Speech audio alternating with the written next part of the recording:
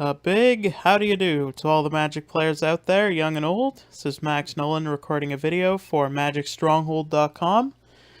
Today we're going to be talking about Modern for the first time, which is really exciting. I think Modern is the most exciting format right now. Just the diversity and the potential for building new decks. It's all really cool.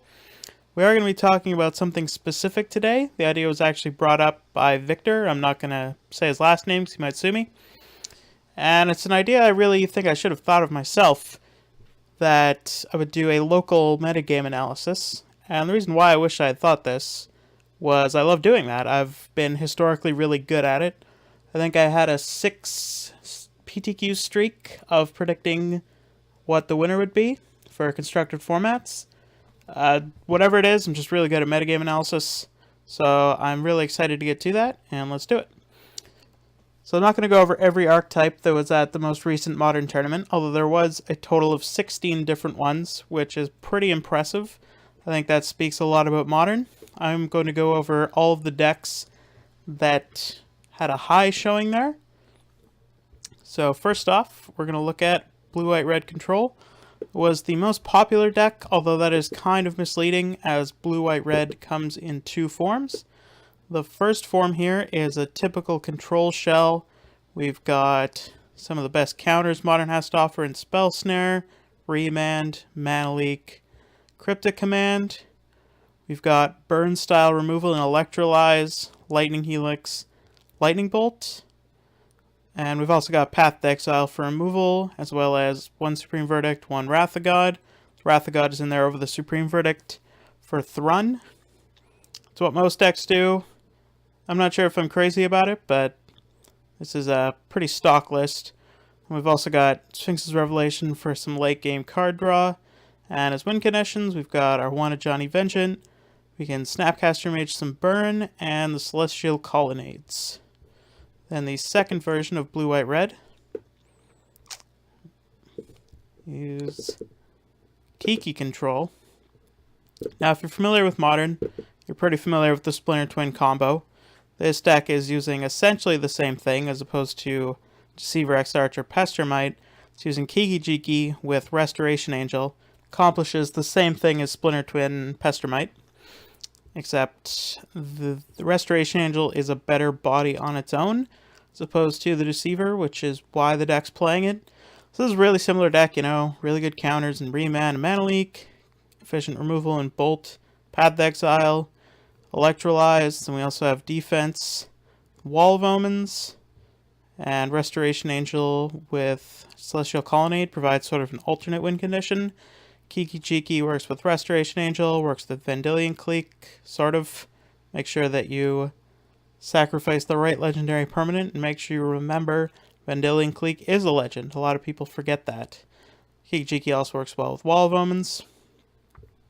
So the 2 kinds of Blue, White, Red, combine them together, and it had been the most popular archetype the most recent Modern tournament.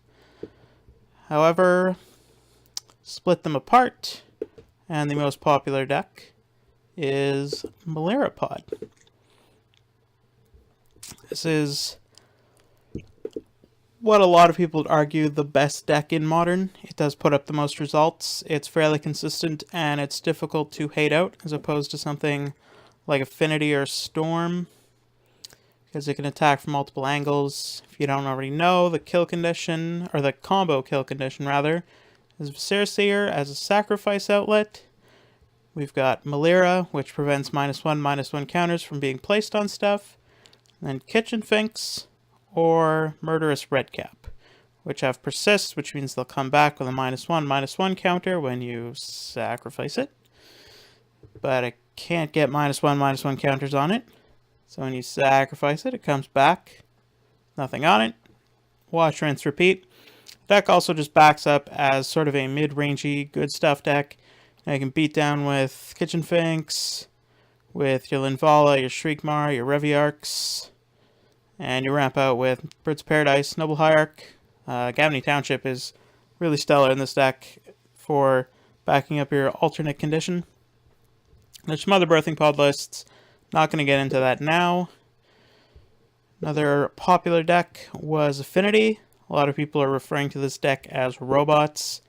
I am politically opposed to that, even though there are 0 cards in the deck that have affinity. Oh, Thoughtcast, sorry. No creatures with affinity. So there you go. Thoughtcast is keeping the dream alive. This is very basic deck. You're playing a lot of cheap artifacts, Mox Opal, Memnite, Ornithopter, Signal Pest, Springleaf Drum. Then your big beaters are Etched Champion, Arcbound Ravager, and anything with a Cranial Plating on it. Cranial Plating makes even Inkmoth Nexus playable in this deck. Sometimes you can just hit for 10 poison all in one turn. So, pretty basic, synergistic aggro deck. Next biggest deck was one that's a little assertive, and I'm surprised and happy to see doing well, is Blue-Red Delver. So, as the name would suggest, it runs its namesake Delver's Secrets. Then we've also got Young Pyromancer, Grim Lavamancer, Snapcaster Mage, and Vendilion Clique as kill conditions. And basically what you're doing is just trying to be incredibly efficient and out-attrition your opponent early. You're going to be drawing lots of cards early on with Gitaxian Probe, Serum Visions. You've got some Burn in Lightning Bolt and Burst Lightning. You've got some counterspells in Spell Pierce, Spell Snare, Mana Leak, Remand. Basically what you're trying to do is stop your opponents from doing anything relevant in the first few turns, get them low enough that they're in burn range, and kill them that way. Another popular deck, is another one that I quite enjoy, is Obliterator Rock. Rock is a slang for black-green in Magic, for anyone that doesn't know. So this is similar to Jund, in that it plays just really good black attrition-y stuff with really powerful, efficient green cards like Abrupt Decay, Tarmogoyf, Scavenging Ooze. Corsair of Crufix is a new popular one to Modern because it's incredible. And the big difference here is that we're rocking Phyrexian Obliterator, which a lot of decks just have a hard time dealing with.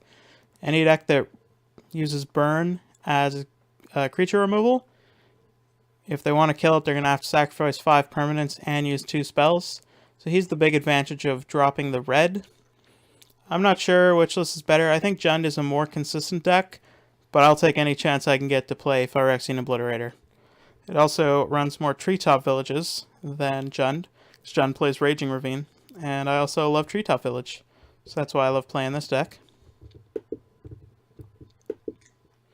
And finally, the deck that's won the most recent Modern Grand Prix and won the most recent Modern Tournament here, Scapeshift. It is a combo deck, uses Scapeshift to sack a bunch of your lands. Then you get out Valakut, which triggers off the 6 mountains you're going to be getting and deals 21 damage to your opponent. Backs this up with some remands, some Izzet Charms to counter. Also got some cryptic commands. We've got some ramp in Search for Tomorrow and Sakura. Some all-around efficiency with Snapcaster Mage and Repeal. And it's a pretty solid combo deck. Not enough people give it the respect it deserves, so a lot of people aren't packing enough hate for it, so it's a great choice. So that summarizes the big chunk of the local metagame.